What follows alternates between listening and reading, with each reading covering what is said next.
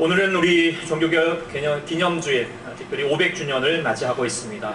500년 전 1517년 10월 31일 10월 마지막 날에 비텐베르크 그 성당 대학 문에다가 중세교회 관행으로 굳어져 왔던 면죄부 판례에 대해서 그 대학의 교수였던 마틴 루터가 자신의 교례를 92가지 조항으로 피력하면서 시작되었습니다. 이 작은 움직임이 온 세계, 온 유럽을 뒤엎었습니다. 그리고 새로운 변화를 이루게 되었습니다. 이렇게 될 것이라고는 사실 그때 마틴 루터도 자신조차도 전혀 몰랐던 일이라고 합니다. 그래서 이 로마 제국의 변방에서 한 대학의 강사, 일개 교수였던 그 사람이 당시에 너무나도 높았던 그 교황과 또 신성 로마 제국의 황제에 맞설 수 있었다라고 하는 것은 역사적으로 보면은 참으로 참 놀라운 사건이 아닐 수 없습니다. 그리고 우리는 고백할 수밖에 없죠. 하나님의 역사다라고 그렇게 설명할 길이 없습니다. 이 종교개혁의 과정을 통하여서 우리가 깨닫게 되는 것은 뭐냐면 교회라고 하는 것은 인간의 단체가 아니다. 하나의 사조직이 아니다는 것이죠. 하나님께서 세우셨고 하나님께서 지키시고 하나님께서 이끌어 가신다라고 하는 것을 우리가 더 확신하게 됩니다. 그래서 교회는 예수님의 핏값으로 세운 공동체이고, 그래서 주님께서 지금까지 함께 하시고 또 무너져 갈 때 하나님께서 다시 세우셨다라고 하는 사실을 우리가 인정하게 되면, 지금 현재 우리 교회가 많이 힘을 잃어가고 있고 사람들에게 조롱을 받아가고 그런 안타까운 현실 가운데 있지만, 하나님은 반드시 교회를 다시 일으키실 것입니다. 그리고 세상의 소망으로 다시 우리 교회를 새롭게 하실 줄 믿습니다. 그러기 위해서는 우리가 교회된 저희가 다시 우리가 하나님 안에서 새로워져야 하겠습니다. 500년 전에 주었던 진리의 말씀 가운데 서야 할 줄 믿습니다. 그 진리의 말씀, 특별히 우리가 지난 시간부터 봤던 것처럼 파이브 솔라스라고 해서 5가지 오직이라는 말씀이죠. 첫 번째 솔라 스크립트와 오직 성경으로 크리스토스 오직 그리스도, 솔라 그라티아 오직 은혜, 솔라 피데 오직 믿음, 솔리 데오 글로리아 오직 그리스도께 영광, 하나님께 영광이라고 하는 5가지입니다. 지난 시간에 우리가 오직 성경으로라고 하는 단어를 우리가 묵상해 봤습니다. 우리가 자기의 소련에 오르는 대로 세상에서 오른 바가 아니라 우리는 오직 말씀, 하나님께서 오르신 대로 살아가자. 그것이 오직 말씀이 최고의 권위이다 라고 하는 것을 인정하는 삶을 살아가며, 혹시나 우리의 삶에서 비바람이 불고 어려움들이 당하고 고통이 있을지라도 흔들리지 않고 반석이 위에서 튼튼하게 살아가는 삶이 될 것이다 라고 하는 것을 우리가 지난 시간 묵상하게 되었습니다. 오늘 솔라 피데 오직 믿음으로 라고 하는 말씀을 묵상해 보고자 합니다. 이는 종교개혁자 마틴 루터에게 아주 정말 복음의 소식이었습니다. 믿음이었습니다. 루터는 1483년 11월 10일 날에 독일의 시골집에서 조상 대대로 내려오는 농부의 가정에서 태어났습니다. 특별히 그의 어머니는 경건한 기독교인이었고 자녀 교육이 엄한 분이었죠. 그래서 루터가 어렸을 때에 남의 집 호두 한 가지 이렇게 훔친 별로 어머니께 피가 나도록 매를 맞아서, 그래가지고 너무 무서워서 수도원으로 도망쳤다라고 하는 고백도 가질 만큼 자녀 신앙교육에 엄하게 자라났습니다. 그러다가 어느 날 에피프르트 교회에 가다가 친구와 함께 길을 걸어가는데 갑자기 소나기가 이렇게 내리더니만 천둥을 치는 것입니다. 막 번개가 치는 거죠. 그래서 혼비백산하면서 그가 땅에 엎드리면서 그때 외쳤던 말이 뭐냐면, 하나님 살려주십시오. 나 살려주면 하나님께 평생 제사를 바치는 수도사가 되겠습니다 라고 그렇게 다짐했다는 거예요.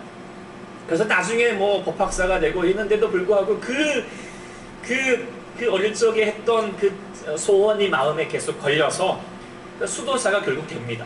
그런데 수도사가 되어도 기쁨이 없습니다.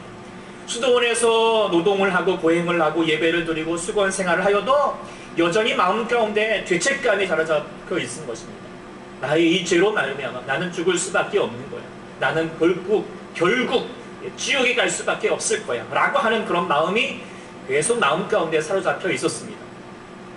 그러다가 1514년 10월에 처음으로 로마에 순례차 갔다가, 물론 그 전에 여러 가지 이제 좋은 교사 또 교육자들 만나면서 하나님 말씀 묵상을 했지만, 어쨌든 그가 이제 마지막으로 순례 그 여행을 가다가 그곳에 간 곳이 이제 로마를 가서 그곳에 그 빌라도 계단 28층으로 되어 있는 빌라도 계단에 가게 되었습니다.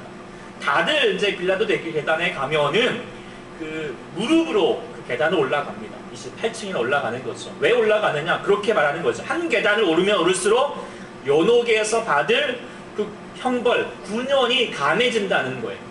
그것을 믿기 때문에, 그게 당시 교리였기 때문에 그냥 무릎이 살이 까이고 막 피가 나더라도 흘리면서라도 계단을 무릎으로 기어 올라가고 있습니다. 그러다가 갑자기 그가 하나님 말씀, 오늘 본문의 말씀, 의인은 믿음으로 말미암아 살리라 라고 하는 이 말씀이 자신의 뇌리에 꽂혔습니다. 그렇지, 내가 이렇게 피 흘려서 간다라고 해도 구원받는 게 아니야.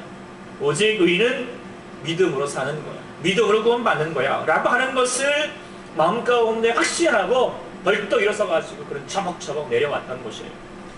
그때 마틴 루터는 이렇게 말했다고 합니다. 나는 새롭게 탄생하였고 이제 열린 문을 통하여서 호련히 천국으로 들어가는 것을 느꼈다 라고 그렇게 고백했습니다. 그렇습니다. 우리가 하나님 아버지 앞에 나아가는 것은요, 무릎으로 벌벌 떨면서 두려워서 가는 것이 아니라 나를 사랑하시고 나에게 두 팔을 발려주시는 그 주님을 믿는 믿음으로, 오직 믿음으로 담대히, 그리고 그러나 기쁨으로 나가게 되는 삶일 줄 믿습니다. 그래서 오직 믿음이라고 하는 이 믿음은 이 얽매였던 교회를 자유롭게 하고 또 지금도 저와 여러분들에게 복음의 말씀이 되는 줄 믿습니다. 그렇다면 우리가 오직 믿음으로라고 하는 진리가 무엇일까? 그것은 두 가지 차원에서 이루어진다라고 그렇게 볼 수 있겠습니다. 먼저는 구원받지 못할 사람의 구원을 아는데, 구원을 이루는데 오직 믿음으로 이루어진다라고 하는 사실이죠. 루터를 포함한 당시의 많은 사람들이 하나님의 그 무서운 심판, 그걸 통과하기 위해서 살아가기를 노력을 했죠. 그러기 위해서는 스스로 의로워져야 된다라고 그렇게 생각했습니다. 그래서 교회가 요구하는 관습들을 열심히 지키고 기도하고 금식하고 때로는 고행을 하고 그렇게 해야지만이 하나님의 그 엄중한 심판 앞에서 통과할 수 있을 것이다 라고 그렇게 믿었기 때문에 여러 가지 선행을 쌓고 공로를 쌓기 위해서 노력을 했습니다. 그런 것 중에 하나가 바로 면죄부였습니다. 면죄부가 뭐냐면, 가톨릭 교회에 의하면, 교리에 의하면 우리가 죽어서 바로 천국에 가는 것이 아닙니다.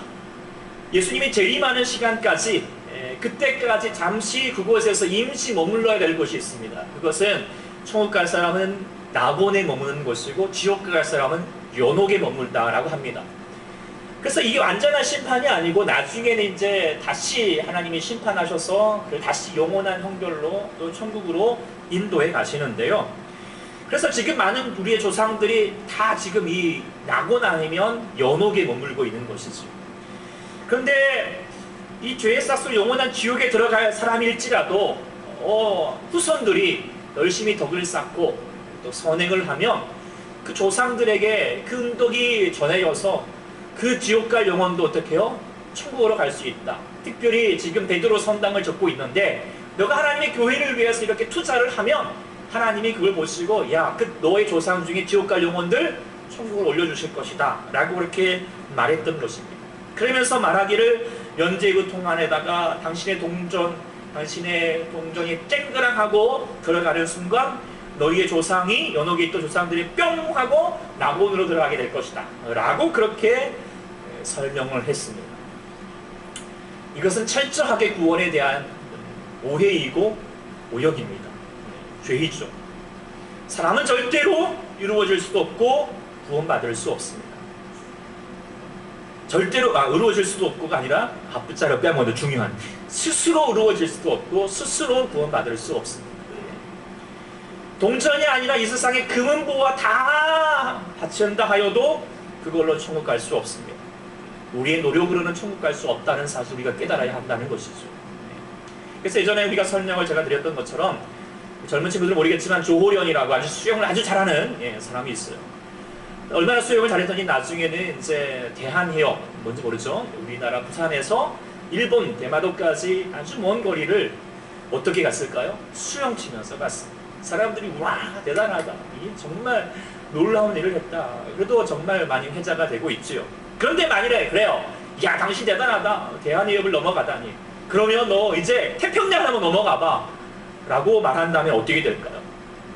예, 넘어갈 수 있을까요? 태평양을 건너갈 수 있을까요? 수영 쳐서요? 네, 수영해서요?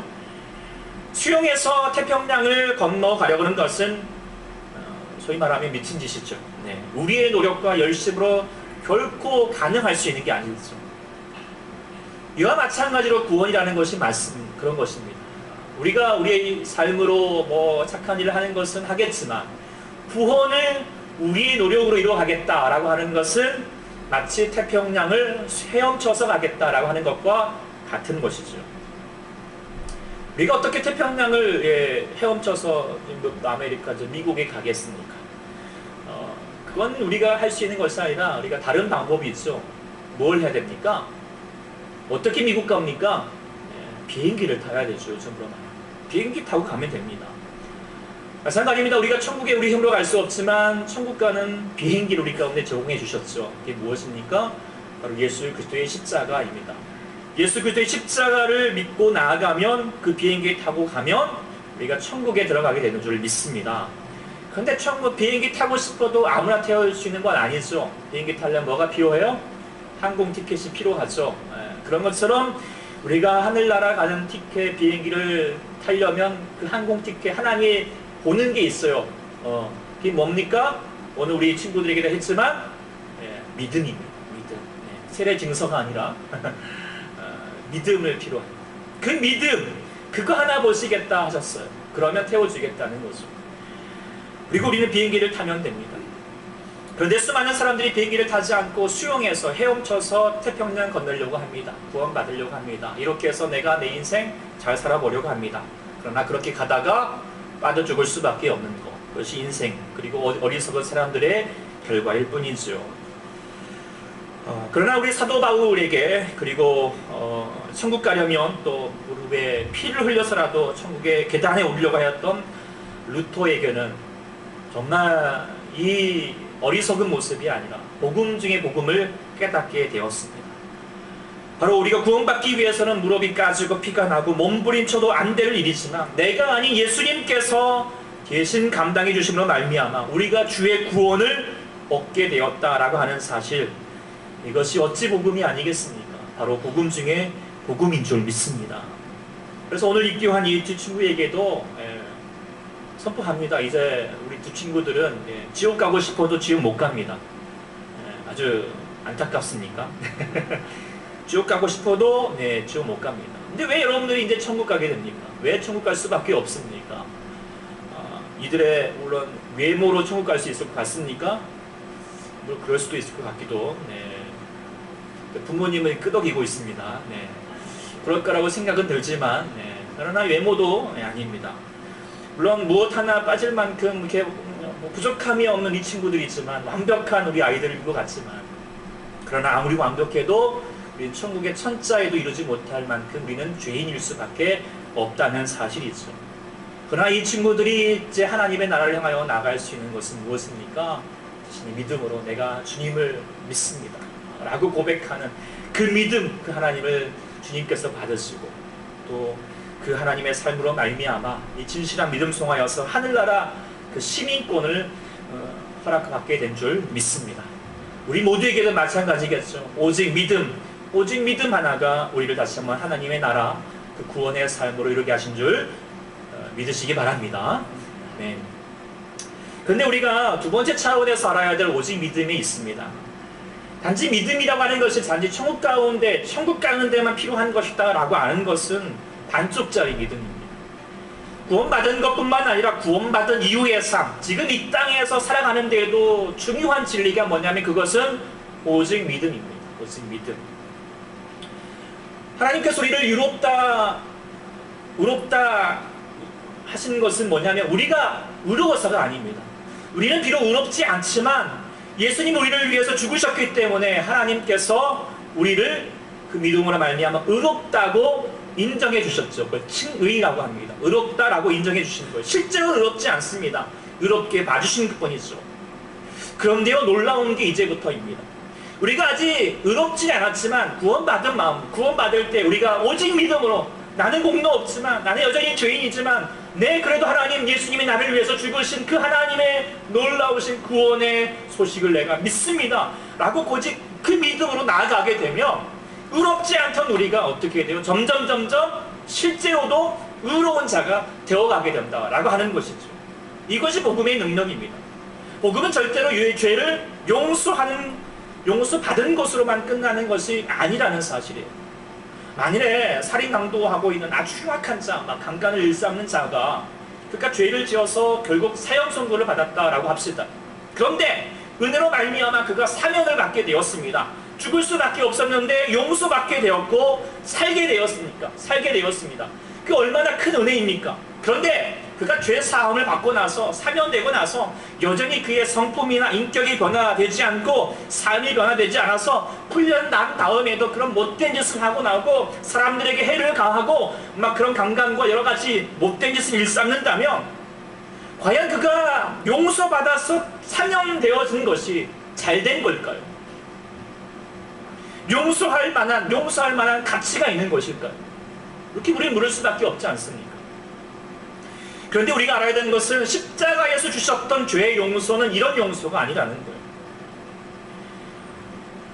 우리의 모든 죄가 죄 사함을 받았다라고 하는 건 정말 큰 은혜입니다. 그런데 안타깝게도 많은 그리스도인들이 용서받은 것, 그저 내가 천국행 비행기 티켓 그거 받은 것으로 내가 그것이 오직 믿음으로 받았다라고 그렇게 조화로 하는 것이 그리스도의 삶이 복음이 아닌 줄 알아야 할 줄 믿습니다.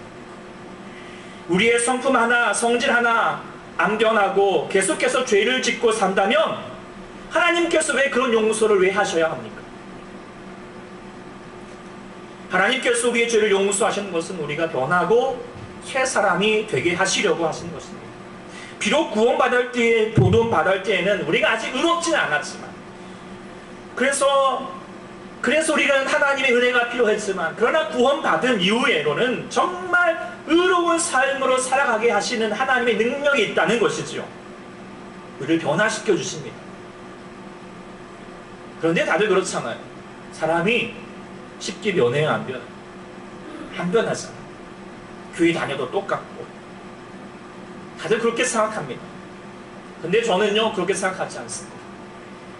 예수 믿으면은요 반드시 변해야 합니다. 변해야 복음입니다. 그래야 복음이 있는 거예요.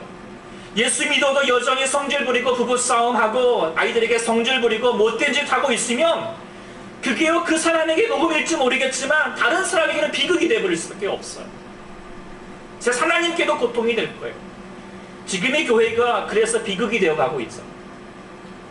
진짜 복음은 예수 믿는 사람에게 뿐만 아니라 예수 믿지 않는 사람에게도 후조차에게도 복음이 되는 거예요. 정말 기쁘다. 당신 예수 믿어서 정말 놀랍다 라고 말할 수 있어야 할 줄 믿습니다. 세상에 우리가 복음이 되는 것은 저와 여러분들이 변화될 때입니다. 그렇다면 우리가 어떻게 의로워집니까? 어떻게 사람이 변합니까? 어떻게 안 바뀌는 그 사람이 변합니까? 그것은 오직 하나, 오직 믿음으로인 줄 믿습니다. 오직 믿음이에요. 옛날 시골 할머니가 이런 이야기 알잖아요. 막 그렇게 머리에 짐 잔뜩 싣고 막 시골길 걸어가고 있는데 막 이렇게 차 한 대가 와가지고 할머니 고생하는 것도 또 차에 딱 태워줬잖아요. 딱 태워줬는데 그 타고 나와서도 할머니가 계속 머리에 짐을 이렇게 막 쓰고 있어요. 막 지고 있는 거죠. 그러니까 지사 아저씨가 얘기했죠. 할머니 왜 이렇게 머리에 수고스럽게 이렇게 짐을 지고 있습니까? 그랬더니 할머니 하는 말 있죠. 네, 아유 차 태워준 것만 해도 고마운데 이렇게 짐까지 내려놓으면 되겠냐고 막 그런 모습이 있잖아요. 그렇게 하는 것이 무엇일까요? 우리의 신앙생활을 빗대어 사는 말이죠. 신앙생활 이렇게 하는 분이 많다는 거예요. 예수님도 수고하고 무거운 짐자가 다 내게로 오라. 내가 너를 쉬게 하리라 라고 그렇게 말하는데요. 우리가 신앙생활을 쉬지를 못합니다. 왜 쉬지를 못할까요? 왜 신앙생활 하고 있는데도 기쁨도 없고 무겁기만 할까요? 교회 나오고 우리가 여러 가지 많은 걸 하려고 그러고 하나님 아버지 앞에 뭔가 좀 하려고 하면 부담스럽기만 하고 어려울까요? 왜 그게 짐이 되어버릴 수밖에 없을까요? 그것은요, 세상에 말하고 있는 패러다임과 똑같기 때문이죠. 내가 그리스도에 의해 삶을 사는 것은 무엇으로 사는 것이다? 나의 의로 사는 것이다. 나의 공로로 하는 것이다. 나의 열심으로 하는 것이다. 나의 의가 있어야지 하나님이 인정해 주신다 라고 하는 그 믿음으로 살려고 하는 것이죠. 그걸 다른 말로 말하면 종교적인 열심이죠. 오늘 17절에 복음에는 하나님의 의가 나타나서라고 했어요. 복음에는 나의 의가 나타나지 않습니다. 복음에는 나의 의를 주장하지 않습니다. 오직 누구를? 하나님의 의를 주장합니다. 하나님의 의는 뭘까요? 예수 그리스도이십니다. 예수님께서 이 땅에 오셨을 때, 예수 그리스도이신데 예수님께서 이 땅에 오셨을 때 보면 두 가지 이름을 주셨어요. 첫 번째는 뭐죠? 말 그대로 예수이죠. 예수님의 뜻이 뭡니까? 자기 백성을 저희 죄에서 구원하실 자, 구원자라고 하는 뜻을 가지고 있습니다. 그리고 또 하나 두 번째 이름이 있죠? 네?